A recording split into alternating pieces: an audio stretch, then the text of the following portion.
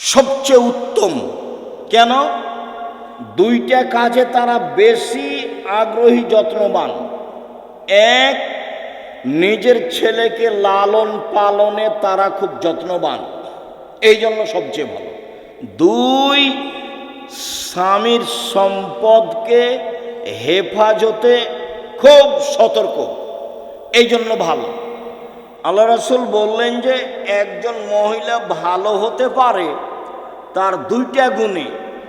এক, বাচ্চাকে ভালোভাবে লালন পালন করে। দুই, স্বামীর অর্থ সম্পদকে ভালোভাবে দেখাশোনা করে, নষ্ট করে না। যখন আল্লাহ রাসূল বলেন খায়রুন নিসায়ে, সবচেয়ে উত্তম নারী কে? এক, স্বামীর সাথে কথা বললে হাসি মুখে বলে। দুই, স্বামী আদেশ করলে পালন করে।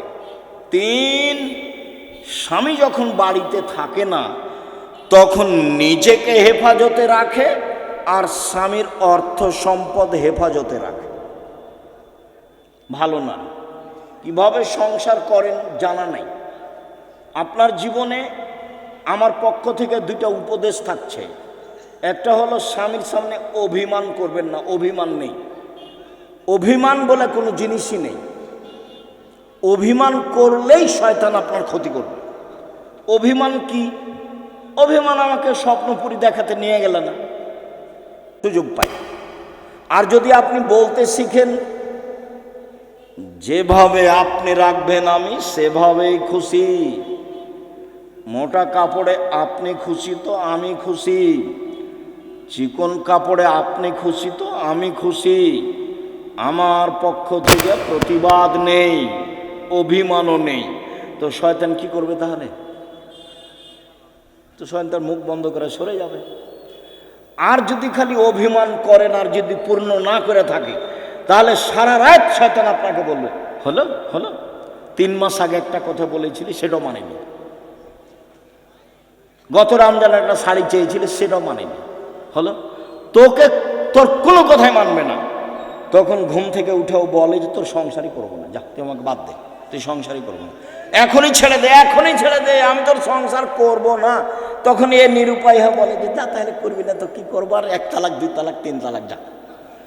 যেমন 3 তালাক বলা হয়েছে তখন আর শয়তান নেই, চলে গেছে। এখন দুইজনই ফ্রি। ইন্না লিল্লাহি ওয়া ইন্না ইলাইহি রাজিউন। এইবার ছেলে মেয়ে 3টে, যে খুব ঝামেলা। কয়দিন পরে দেখবেন স্বামী কাঠগড়ায় একদিকে আর স্ত্রী কাঠগড়ায় একদিকে। কয়দিন আগে একসাথেই ছিল। অভিমান করবেন না জীবনে। আপনি আমার দিনই বোন, আপনাকে আমি খাটো করতে আসিনি। অভিমান নেই আর প্রতিবাদ নেই। তুমি এই কথা বললে কেন? তোমার মা আমাকে কথা বললো কেন? তোমার বাপ আমাকে কথা বললো কেন? তুমি তোমার মায়ের কথা আমি শুনতে এসেছি? এরকম কোনো কথা চলবে না। ধৈর্যের পরিচয় দিতে হবে, সহ্য ধৈর্যের পরিচয় দিতে হবে, তাহলে সংসার সুন্দর হবে, শয়তান সুযোগ পাবে না। আর আপনাকে বলি, আপনি কোনো সময় মুখ খারাপ করিয়েন না। যখন সাহাবীগণ বললেন আল্লাহর নবী আমরা স্ত্রীদের কি হক আদায় করতে পারি, ওরা আমাদের কাছে কি পায়, আল্লাহ রাসূল 1 নম্বরে বললেন আতেমা মাতায়েমপা তুতেমা মাতায়েমতা, তুমি যেভাবে খাও সেভাবে খাওয়াবা, খাওয়া দিয়ে কথা শুরু। তাকসুয়াহা মাক্তাসাইতা, তুমি যে মানের কাপড় পরো সেভাবে পরাবা। ওলা তুকাব্বে, কটু কথা বলবো না, গালি দিতে হয় না স্ত্রীকে, মারতে হয় না, নিন্দা করতে হয় না, গালি দেওয়া হবে না, সমস্যা আসতেই পারে।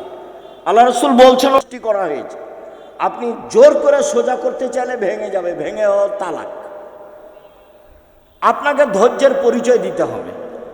আর তালাক দিয়ে নিজেকে খুশি করিয়েন না, তোকে জব্দ করেছি তালাক দিয়ে, এইটা দিয়ে খুশি করিয়েন না। অন্য পথ দিয়ে খুশি করেন, নিজেকে সান্ত্বনা দেন, তালাক দিয়ে নয়। মানে বেগুনের গাছে আছে 2-3টা বেগুন আছে, 2টা নিয়ে গেলেন, এখনো গাছটা আছে, আর মোলায়ের গাছটা তো গোটাটাই শেষ। তালাক দিলে সবই শেষ।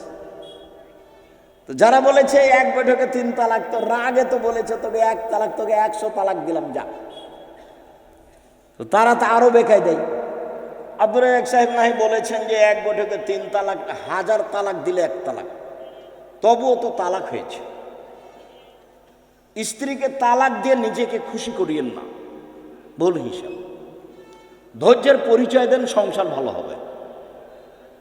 আর আপনি আমার দিনই বোন, একটু কিছু হলেই বলবেন না তোর সংসার করবো না, তুই তালাক দিয়ে দে, তোর সংসার করবো না, তুই তালাক দিয়ে দে, তোর সংসারে থাকবো না, তুই আমাকে রেখেছিস কেন, এত কথা কেন আপনার? ধৈর্যের পরিচয় দেন। যখন শুধু খালি আমার কাছে যত ফতোয়া আছে তার 70 থেকে 75% ফতোয়া আছে তালাকের। মনে হচ্ছে মানুষের জীবন এখন তালাক দিয়ে চলছে। একটু রাগ করলেই ও শান্তি পাচ্ছে কি দিয়ে, তালাক দিয়ে। ওও বলছে তুই তালাক দিয়ে দে, আর এও বলছে তোকে তালাক দিলাম, তোকে তালাক দিলাম। তালাক তো দেওয়া আল্লাহর বিধান, তারপর বলছে ক্ষমা চেয়েছি। ওকে হুজুর নাকি বলেছে যে তালাক দিয়ে ক্ষমা চেয়েছে, তারপরে হুজুরকে ক্ষমা চাইতে হবে আল্লাহর কাছে। তালাক দিয়েছে সেটা তো আর পাপ নয়, সেখানে ক্ষমা চাইতে হবে কেন? বলে আমাদেরকে তওবা পড়িয়ে মিল করে দিয়েছে। বলে হুজুরকে তওবা করতে হবে, এখন হুজুরকে তওবা করতে হবে যে তালাকের তওবা পড়িয়ে মিল করে দিয়েছি। তো তালাকের তওবা কেন? তালাক তো আল্লাহর বিধান। তালাক কার বিধান? আল্লাহর বিধান। তাল্লে কহুন নালে ইদ্দাতহীন না। পৃথিবীর মানুষ, তোমরা তোমাদের স্ত্রীকে তালাক দাও যখন সে ইদ্দা থেকে পবিত্র হয়েছে। সংসার না চললে তালাক দাও, ওটা আল্লাহর নবীও বলছেন। তো সেখানে পাপ হলো কি করে যে তওবা পড়িয়ে তাদেরকে একসাথে করে দিল? তালাক তো একটা বিধান। মানুষের সংসার শেষ পর্যন্ত যদি নাই চলে, তাহলে এই পথে ফিরে আসতে হবে। সম্মানিত দিনী ভাই বোন, মানগত খাবার দিবেন। 2, মানগত কাপড় দিবেন। 3, গালি দিবেন না, নিন্দা করবেন না। 4, কটু কথা বলবেন না, মারবেন না। 5, নিজের বাড়ি ছাড়া কোথাও থাকতে দিবেন না। আপনার বাড়িতে থাকবে, আপনার স্ত্রীটা যে আপনার মাথায় থাকে যেন। হাট বাজারে তাকে যেতে হবে না। আর আপনি মহিলা মানুষ হাটে যান কেন, বাজারে যান কেন? আপনার স্বামী মরেছে, দেবর মরেছে, ভাসুর নেই, দেবর নেই, শ্বশুর নেই, বাপ নেই। যেদিনই কোনো শিক্ষক আমাকে বলে আব্দুর রাজ্জাক সাহেব 2 দিন ছুটি নিতে হবে, কেন? আমার ছেলের আঁকিকা, তখন আমি বলছি আপনার বাপ আছে? বলে হ্যাঁ আছে। শ্বশুর আছে? হ্যাঁ আছে। তো কী ব্যাপার, বাপের সাথে কথা হয় না নাকি? বলে হ্যাঁ হয়। তো আঁকিকার জিম্মেদারি আপনার মাথায় কেন? আপনার বাপের সাথে সম্পর্ক কেমন? আপনি টাকা দিয়ে বলেন আব্বা একটা খাসি কিনে নিয়ে আসেন, 2টা খাসি কিনে নিয়ে এসেন, আঁকিকা দেন, আপনার বাপও খুশি হবে। হ্যাঁ বেশ, আমার আর ছেলে আমাকে বলেছে ছেলের কাজ। শ্বশুর আছে, বাপ আছে, তো আপনি কেন বাজারে গেলেন? কেন যাবেন? কেন যাবেন আপনি? আপনার পা বড় হলো কেন? কে বলেছে আপনি পরহেজগার? আপনার গায়ে তো ফ্যাশন বোরকা দেখা যায়। আপনি হাটে বাজারে ঘুরে বেড়ান, স্বামীর সাথে মুখামুখি কথা বলেন, এরর সাথে কথা বলেন, আপনি পরহেজগার? কে বললো আপনি পরহেজগার? বলে হিসাব দেখবেন। তাকো 1 মিনিট, এই ছেলে খেয়াল করে এদিকে তাকো, পরহেজগারিতে দেখাচ্ছি। যা জিবরাইল ইলান নবী সাল্লাল্লাহু আলাইহি ওয়াসাল্লাম, জিবরাইল নবীর কাছে আসলেন। নবীর কাছে এসে বলছেন হাজিহি খাদিজা, এই যে খাদিজা, এই যে খাদিজা আতাত, এই যে আসছে, এই যে খাদিজা আসছে। মাহা এনাউন, তার সাথে আছে একটা পাত্র। ফিহে এদামুন তম, তাতে আছে তরকারি, তাতে আছে খাদ্য, তাতে আছে তরকারি, তাতে আছে খাদ্য। ও আপনার কাছে এটা নিয়ে আসছে। শোনেন, মুহাম্মদ সাল্লাল্লাহু আলাইহি ওয়াসাল্লাম, জিবরাইল বলছেন। কে বলছেন বলেন তো? জিবরাইল বলছেন। কাকে বলছেন? আমাদের নবী মুহাম্মদ সাল্লাল্লাহু আলাইহি ওয়াসাল্লাম বলছেন ফাকরা আলাইহা সালাম মিন রাব্বিহা ওয়া মিন্নি, ওকে বলে দেন খাদিজা আল্লাহ তোমাকে সালাম দিয়েছে। খাদিজা, জিবরাইল তোমাকে সালাম দিয়েছে। ও বাশশারা বিবাইতিন ফিল জান্নাহ মিন সাকাবিন, আর বলে দেন খাদিজা তোমার জন্য জান্নাতে একটা ঘর বানানো হয়েছে হীরা মুক্তা মাণিক্য দিয়ে। লা সাখাবা ফিহে ওয়ালা নাসাবা, সেখানে নেই কোনো হইচই, নেই কোনো কষ্ট ক্লেশ ক্লান্তি, সেখানে নেই কোনো হইচই হই হুল্লাড়, সেখানে নেই কোনো কষ্ট ক্লেশ দুঃখ দুর্দশা, কিছু নেই। বলে দেন তিনটা কথা। এক, খাদিজা আল্লাহ তোমাকে সালাম দিয়েছে। দুই, খাদিজা জিবরাইল তোমাকে সালাম দিয়েছে। তিন, খাদিজা তোমার জন্য একটা জান্নাতে ঘর বানানো হয়েছে, জিবরাইল বললেন আমাকে। দেখলেন খাদিজা একজন মহিলা মানুষ কি করেছেন, কি করেন এমন, খাদিজা কি করেন এমন। আব্দুর রাজ্জাক সাহেব সেই তো আমরা তো বুঝতে পারছি না কি করেন এমন। তাহলে দেখি আরো দুইটা কথা বলি আপনার সাথে, দেখি কিছু ধরা পড়ে নাকি। ইব্রাহিম আলাইহিস সালাম তার স্ত্রী সারাকে নিয়ে এক এলাকা পার হচ্ছিলেন। ইব্রাহিম সালামের স্ত্রী পৃথিবীর ইতিহাসে সবচেয়ে সুন্দরী মহিলা সারা, এ কথা মুহাম্মদ সাল্লাল্লাহু আলাইহি সাল্লাম বলেন। তো ইব্রাহিমকে বলা হলো যে আপনার স্ত্রীকে স্বৈরাচার সরকার ডেকে পাঠিয়েছে। তো ইব্রাহিম আলাইহিস সালাম চেষ্টা করলেন কিন্তু রক্ষা হলো না। পৃথিবীর দ্বিতীয় মহামানব ইব্রাহিম আলাইহিস সালাম শেষ পর্যন্ত বললেন যাও, স্বৈরাচারী সরকার তোমাকে ডেকে পাঠিয়েছে, যাও। তো ভিতরে ঢুকতেই ওই স্বৈরাচারী সরকার দাঁড়িয়েছে, হাত বাড়িয়েছে, গায়ে হাত লাগাবে সেই জন্য। তখন সারা বলছেন এই থামো, আগে অজু হবে, এক। দুই রাকাত সালাত হবে, তারপরে কোনো কথা। অজু করে 2 রাকাত সালাত আদায় করে বলছে আল্লাহুম্মা, হে আল্লাহ, ইন কুনতু আমানতু বিকা ওয়া বিরাসূলিকা, আমি সারা যদি তোমাকে মেনে নিয়ে থাকি যে তুমি আল্লাহ, আমি সারা যদি তোমার নবী ইব্রাহিমকে নবী বলে মেনে নিয়ে থাকি যে ইব্রাহিম নবী আমি মেনে নিলাম। 3, আমার জিন্দেগিতে যদি আমি আমার লজ্জা স্থানকে আমার স্বামী ছাড়া কাউকে ব্যবহার করতে না দিয়ে থাকি, এই কথা 3টা যদি আমার সত্য হয়ে থাকে, নির্জনে এই স্বৈরাচারী শাসক যেন আমার গায়ে হাত লাগাতে না পারে। কথা শেষই হয়নি, উল্টে পড়ে গেছে। দেখলেন না ইমানের দাবি কেমন? পারবেন? হাটে বাজারে হ্যাঁ করে হাঁটছেন, ঘুরে বেড়াচ্ছেন, কি দিয়ে হবে? বাড়িতে যাবেন, টিভি চলছে, স্বামী তো কেমন আপনি ভালো জানেন। আপনার স্বামীকে আমি খাটো করে কষ্ট আপনাকে দিতে চাই না, তবে আপনার স্বামী কাপুরুষ আমার কাছে ধরা পড়ে, এটা ঠিক।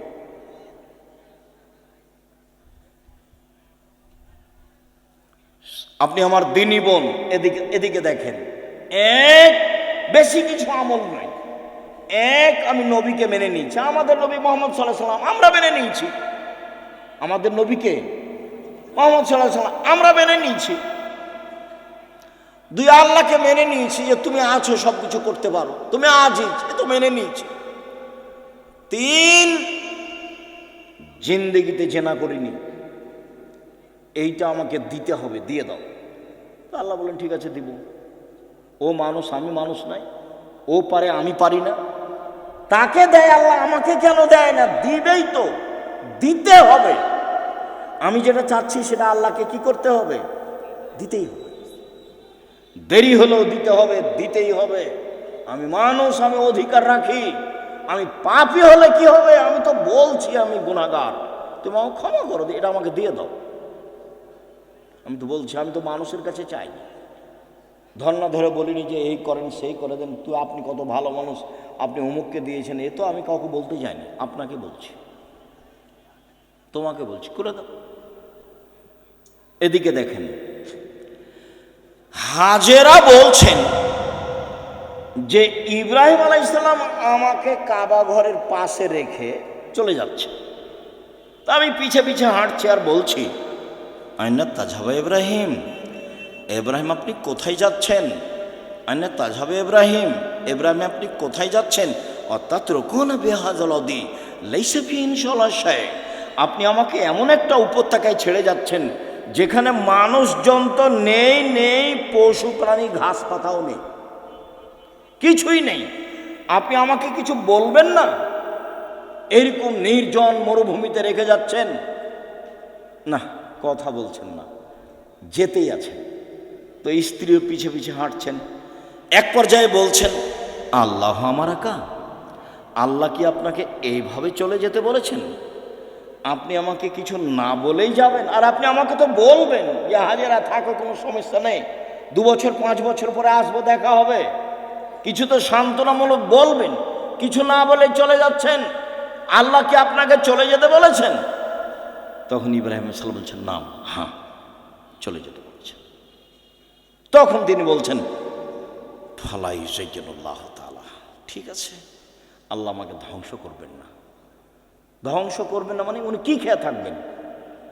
আরে কয়েকশো কিলোমিটারের মধ্যে কোনো মানুষ নেই, দোকানপাট নেই, গাছপালা নেই, ঘাস পাতা নেই, কোনো কিছু নেই, তার আল্লাহর উপরে কত ভরসা। বলছে ঠিক আছে, তাহলে আল্লাহ আমাকে ধ্বংস করবেন না। তো ঘুরে এসে বাচ্চা দেখছেন, কি যে অবস্থা ছেলের, ব্যাগে যা পানি ছিল তা তো শেষ হয়েছে। কি যে হয়, সাফা পাহাড়ে উঠলেন, কোথাও পানির পথ নেই, দৌড়িয়ে নেমে মারোয়াতে গেলেন, কোনো পথ নেই। আবার বাচ্চা দেখতে আসলেন, 1 বার 2 বার 3 বার 4 বার 5 বার 6 বার 7 বার। এবার বাচ্চার দিকে আসছেন, ভাবছেন বাচ্চা মনে হয় মারাই যাবে। বুখারীর হাদিসে এভাবে এসেছে। হঠাৎ বলছে, কি চান? কে? আমার পানির প্রয়োজন। ঠিক আছে, পানির প্রয়োজন বলতেই জিবরাইল বাচ্চার পাশে, জিবরাইল নিজের পা দিয়ে আঘাত করলেন। বাচ্চার পায়ে আঘাত হয়েছে কথা মিথ্যে, বাচ্চার পায়ে জমজম চালু হয়েছে কথা মিথ্যে। জিবরাইল নিজে পায়ের আঘাত করতে পানি একবারে জোরে ফুটে বের হতে লাগলো। তখন হাজেরা পানিগুলি থামাতে লাগলেন। জম জম মানে থামো, উনি বাঁধ দিয়ে পানিগুলো থামাচ্ছেন। আল্লাহ রাসূল বলছেন, যদি হাজেরা পানি না থামাতেন তাহলে জমজমের পানি সারা পৃথিবীতে ছড়িয়ে পড়ত। এভাবে রাসূল সাল্লাল্লাহু আলাইহি ওয়াসাল্লাম বলছেন। আপনি মহিলা মানুষ, নিরাশা হন কেন? আব্দুর রাজ্জাক সাহেব শোনেন, অনেক কথা ছিল আপনার সাথে, তো আপনার সাথে তো কথা বলতে পারি না। তো একটা কথা, সব সময় আপনার কথার মাঝে একটা কথা ফুটে ওঠে যে মহিলারা জান্নাতে যাবেই। 1 5 ওয়াক্ত সালাত, 2 রমজান মাসের সিয়াম রোজা, 3 স্বামীকে মেনে চলা, 4 জেনায় লিপ্ত না হওয়া। তো আমাদের তো এরকম ঘটে গেছে, এখন কি উপায়? চিন্তা করবেন না, চিন্তার কিছু নেই। বুখারী মুসলিমের হাদিস থেকে আপনাকে পরামর্শ দিয়ে আলোচনা শেষ করব ইনশাআল্লাহ। 1, আপনি আজ থেকে বন্ধ করেন, কোনো ছেলে যদি আপনার সাথে কথা বলতে চায় তাহলে আপনি বলবেন, ইন্নী আখাফুল্লাহ, আমি আল্লাহকে ভয় করি। তোমরাকে বলছি, মোবাইলে কোনোদিন আর মেয়ের সাথে কথা বলবা না, বলবো যে আল্লাহকে ভয় করি। খালি যদি আল্লাহকে ভয় করি এই কথা বলো, তো পরকাল তো টিকবেই। পৃথিবীর কোনো বিপদ তোমার সামনে এসে তোমাকে ধ্বংস করতে পারবে না। 1, 2, জেনা বন্ধ, আজ থেকে বন্ধ। তুমি যদি এই সিদ্ধান্ত নিতে পারো জেনা বন্ধ, যে কোনো বিপদ থেকে বেঁচে যাওয়া। প্রমাণ দিতে পারবা? ওই যে বুখারী মুসলিম, ওই যে ঘটনা, 3 জন রাস্তায় হাঁটছিল, বৃষ্টি আসলো, গর্তে ঢুকে গেল, ওপর থেকে পাথর এসে মুখটা আটকা পড়ে গেল। একজন বলল যে বাপ মাকে ভালোবাসি, পাথর সরিয়ে দেন। তা আল্লাহ বললেন দিলাম। একজন বলল যে একটা লোককে কাজে নিয়েছিলাম, অর্ধেক দিন কাজ করে চলে গেল, টাকা দিতে চাইলাম, নিল না। আমি ওর টাকা বাড়াতে অনেক গরু ছাগল করে দিলাম। একদিন এসে বলছে আমাকে টাকা দেন। আমি বললাম গরু ছাগল নিয়ে যাও। আমাকে বলছে মজাক করবেন না। না মজাক করিনি, তুমি সবই নিয়ে যাও। সবে নিয়ে গেছে। তে কাজটা যদি ভালো করে থেকে পাথর সরিয়ে দাও, দিলাম। তার একজন বলছে আমার চাচাতো বোনের সাথে আমি জেনা করতে চেয়েছিলাম, তো আমাকে 200টা স্বর্ণ মুদ্রার কথা বলেছিল। আমার চাচাতো বোন ভেবেছিল আমি গরিব মানুষ, টাকা সংগ্রহ করতে পারবো না স্বর্ণ মুদ্রা। আমি হাড় ভাঙা পরিশ্রম করে লম্বা সময় 200 দেরহাম দেনার জমা করে তাকে দিলাম। আমি জেনায় বসেছি, জেনা করব। তখন আমাকে বলছে দেখ আল্লাহকে ভয় কর, আমাকে অসতী প্রমাণ করিস না। দেখ তুই আল্লাহকে ভয় কর, আমাকে জেনাকারিনী মহিলা হিসাবে গণ্য করিস না, আমাকে অসতী প্রমাণ করিস না। তা আমি অন্যায় করিনি, উঠে গেছি। তো দেখো তাহলে পাথর সরিয়ে দাও। তো আল্লাহ বলছেন দিলাম। এ দেখেন, বোঝা গেল না কথা? আর এদিকে আল্লাহ বলছেন অনাহান নাফসা আনিল হাওয়া ফাইনাল জান্নাত হিয়াল মাওয়া। কেউ যদি নিজেকে অশ্লীল কাজ থেকে ঠেকাতে পারে, আমি আল্লাহ তাকে জান্নাতুল মাওয়া দিলাম। আপনি রাতের লম্বা আলোচনা আছে, বক্তব্য রেকর্ডিংয়ে আছে, সেখান থেকে নেবেন। আপনাকে নেওয়ার জন্য আন্তরিকভাবে অনুরোধ জানিয়ে কয়েকটি জরুরি কথা, চলাচল বন্ধ করে কথা শুনবেন। আর আমি কোনো সময় আসলে আমার একটা অনুরোধ রক্ষা করবেন, কাজ মাথায় করে নিয়ে আসছেন না। আপনি যখন রাস্তায় হাঁটেন, গল্প করেন, তখন আপনার কাজটাকে আমি ঘৃণা করি, আমাকে ভালো লাগে না। আর আমি আমার কথার উপরে খুব বিশ্বাসী যে আমি কোরআন হাদিসের কথা বলি। আমার জীবনে আমি কোনোদিন রূপক অপ্রয়োজনীয় কথা বলিনি। তো আপনার হেঁটে বেড়াটা, আপনার গল্প করাটা, আপনার চায়ের স্টলে বসে থাকাটা, এটা আমি ঘৃণা করি। কাজে এই সময় আপনি আমাকে কাজ দেখাবেন না। কি করবেন গিয়ে? দোকানে বসে থাকবেন, নাহলে বউয়ের সাথে গিয়ে ঝগড়া লাগাবেন। কি কাজ আছে? আমি তো আপনার এলাকায় থাকি, যে আপনার কাজ আমি খুব ভালোভাবে বুঝি। আর জমি জায়গার চাষ যদি বলেন, তা আমার আব্বা কৃষক মানুষ ছিলেন, আমিও কৃষকতাকে ভালো বুঝি। জমি চাষ করা, কিভাবে ধান উৎপাদন হবে, কিভাবে আমার আব্বাকে আমি দেখেছি। কাজে আপনার কাজকর্ম আমি ভালো জানি। উপার্জনের পথ 4টা। এই ছেলে, উপার্জনের পথ কয়টা? 4টা। 1 দিন মজুরি, সন্ধ্যায় টাকা শেষ হবে। 2 চাকরি, 25 দিনে সাধারণত টাকা শেষ হবে। কয়দিনে? 25 দিনে, বাকি 5 দিন ধার কর্য করে চলবে। 3 জমি চাষ, মাস শেষে বছর শেষে লাভ লস সমান বা লস বেশি। এবার আলুতে খুব লস থাকলো। 4 ব্যবসা। তখন আল্লাহ রসুল বলছেন সত্যবাদী বিশ্বস্ত ব্যবসায়ীরা নবীর সাথে থাকবে। তাহাজ্জুদ পড়ে থাকা যায় না। 2টা মেয়ের লালন পালন করলে নবীর সাথে থাকা যাবে। 2টা মেয়ের, 3টা মেয়ের লালন পালন করলে নবীর সাথে থাকা যাবে। একটা সহজ পথ নবীর সাথে থাকার, কি? সত্যবাদী বিশ্বস্ত ব্যবসায়ী। আমি বলিনি এ কথা, মোহাম্মদ সাল্লাল্লাহু আলাইহি ওয়াসাল্লাম বলছেন। আত্তাজির আসাদিক আল আমিন এখনো ইয়ামাল কিয়ামামা শুহাদা সিদ্দিকুন নবীন নবী। সত্যবাদী বিশ্বস্ত ব্যবসায়ীরা বিচারের মাঠে সিদ্দিক, শুহাদা, নবীদের সাথে থাকবেন। এটা আমার মুখের কথা নয়। 2 আর তিজারাত মাল কিজবাল হালাফ। ব্যবসাতে মিথ্যা কথা এসে যায়, ব্যবসায় কসম চলে আসে। ফাসুবহু বিসাদকা, দান করে মিটিয়ে দাও। তো দিন মজুরি করলে তো দান করতে পারবেন না, ও তো সন্ধ্যায় টাকা শেষ হয়েছে। চাকরি করলে তো 25 দিনে গেছে, কয়েকদিন ধার কর্য করে গেছে। আর জমি চাষ করলে তো লাভ লস সবাই বুঝে। তাহলে কিছু করতে হলে কি করতে হবে? ব্যবসা, রিস্ক নিয়ে ব্যবসা করতে হবে। পিছু হটার কোনো সুযোগ নেই। আব্দুর রাজ্জাক সাহেব, আমি করেছিলাম 10 লাখ টাকা লস, চিন্তা করবেন না। পিছু হটার সুযোগ নেই, ব্যবসাই করতে হবে। তবে যে ব্যবসা ধরে আছেন সেটাকে সহজে বাদ দিয়ে আরেকটা করতে যাবেন না, ওটা আল্লাহ রাসূল না করেছে। হ্যাঁ, এইটার চেয়ে একটা ভালো ব্যবসা আপনি বুঝতে পারছেন আপনার বিদ্যা বুদ্ধি দিয়ে, তখন ওটা শুরু করবেন। একটা টোটালেই ছেড়ে দিয়ে আরেকটা যাবেন না, নাহলে মায়ের খাওয়ার সম্ভাবনা আছে। তাহলে রুজি উপার্জনের সবচেয়ে উত্তম পথ কোনটা? ব্যবসা।